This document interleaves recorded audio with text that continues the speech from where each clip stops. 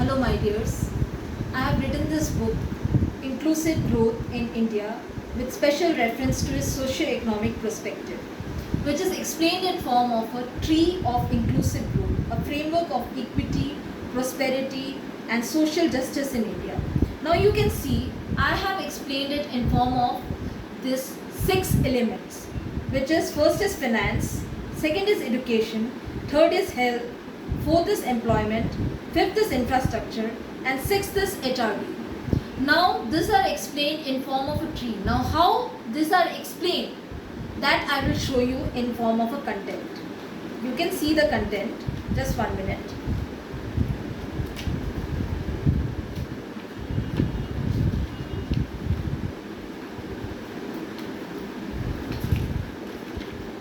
See the content. See, financial inclusion, finance that is explained in form of seed of inclusive growth in India. Then education. Education is explained as root of inclusive growth in India. Then health is explained in form of the best raw material for progressive and inclusive growth in India. Then inclusive employment opportunities. It is explained in terms of stem of inclusive growth in India. Then the infrastructure, it's explained as various branches of inclusive growth which facilitates to spread and reach the balanced regional development in India. Then the human resource development is explained in form of fruit of inclusive growth in India. And in this way, it is explained in form of a tree. So you need to be understanding how it is known as inclusive tree, inclusive growth. So first is the thing that is financial inclusion. Now why it is called a seed?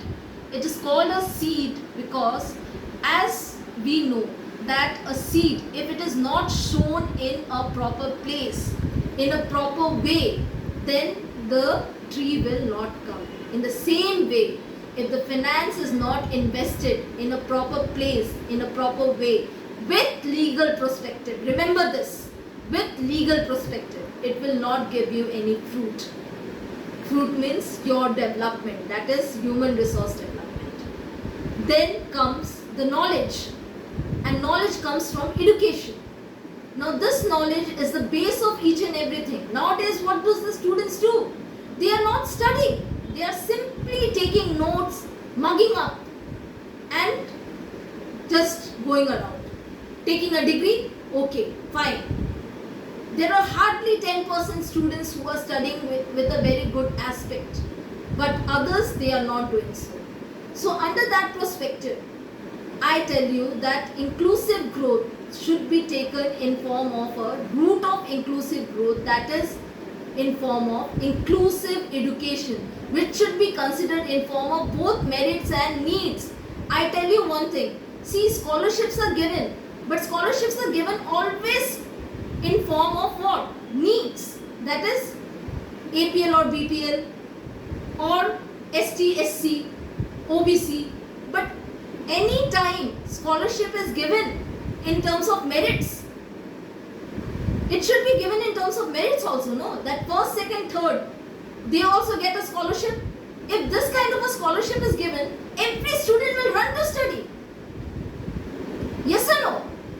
And if this things takes place, then India will be a developed country because they will be getting a well-known, educated employee to work for India, and they will not migrate because they will be having the knowledge that I am an Indian and India is giving them the scholarship.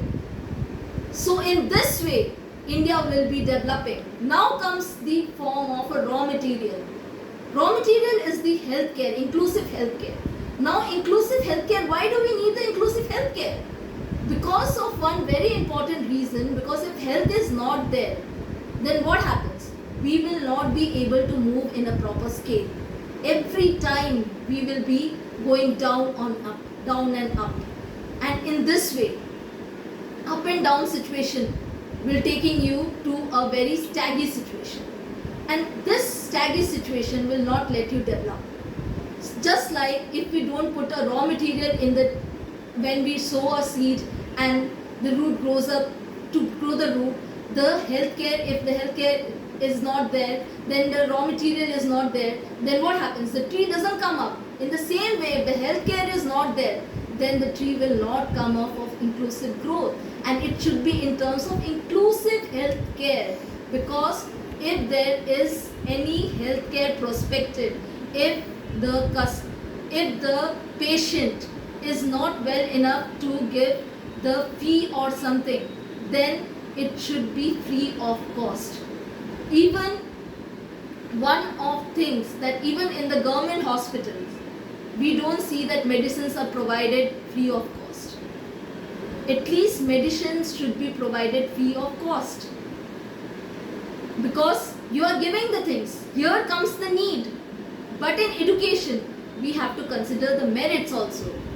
So the need and merits have to be taken care in a proper scale, considering both wealth and welfare. Then inclusive growth will take place and give you the stem of inclusive growth tree, that is inclusive employment, which will be on permanent basis and stable with security. And once you get this, nobody will be able to give you anything and do anything with you. And one more thing, there will be no problem of unemployment.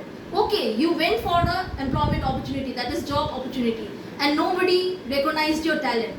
Then also you will be able to be employ yourself on your own. For example, you are going for a teaching job, and teaching job, what happens that you went for a teaching job, but they said no, you are not highly qualified, or you are not fit to work.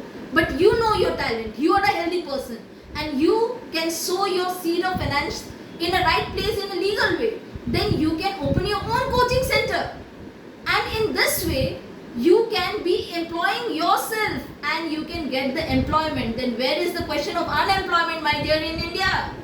There will be nothing so called unemployment. And under this perspective, once you are employed, you get the stem of inclusive growth. You will be getting the branches of inclusive growth, that is inclusive infrastructure. Before getting these branches, you will be only having the necessities with you, that is food, clothing and housing. But after getting these branches, it will be giving you the comforts and luxuries. That is what? Water supply, electricity, and what? Your sanitation facilities, and etc. and etc. All the things, all the facilities that you need. You don't have to depend on anybody. You can make your own sanitation facilities and etc. and etc. Nowadays the people just throw the the things which are not good outside on the road. But if you have this facility with you, you can build your own dustbin in front of your house and then fire it up after 10 o'clock. Then where is the problem of this kind of hygienic thing? And if this kind of things takes place in each and every house, then where does the problem come of the things that are not good for health on the road and elsewhere? And road and railways will also be drawn in a way, railways and etc. Other things also which build the infrastructure will also be done in a good scale, because you will be getting a good employees, highly educated and well maintained with health services, good employee who will be working from India only, because getting scholarship from India.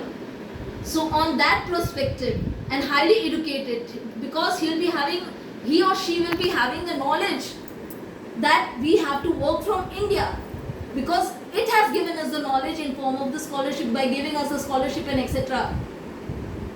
So on that basis, if it comes so, then what happens? Our infrastructure will also be very good. And if it is good, then every time the government does not have to come and again build the road or railways and go in with each and everything that we do. Every time public facing a problem or government facing a problem, this situation will not be there. Public and the government will become friends. And once this happens, then we will get the fruit of inclusive growth tree, that is human resource development. And this human resource development will make you an example in front of the whole world. And in this example, you will be a developed nation. Government will be a developed nation.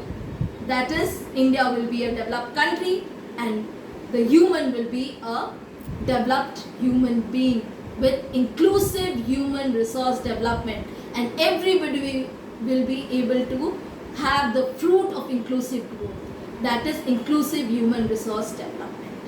So in this way, I, Dr. Jyoti Kumari Sharma, Assistant Professor of Economics, Balughat College, end my speech and my justification for this book which I have written. So please read this book and make yourself a fully educated and well maintained with health services and the financially equipped human being, giving you a permanent employment with all kind of infrastructure facilities, a best human resource for the country with human resource development and inclusive growth in India, maintaining both wealth and welfare, considering both merits and needs. Thank you very, very much.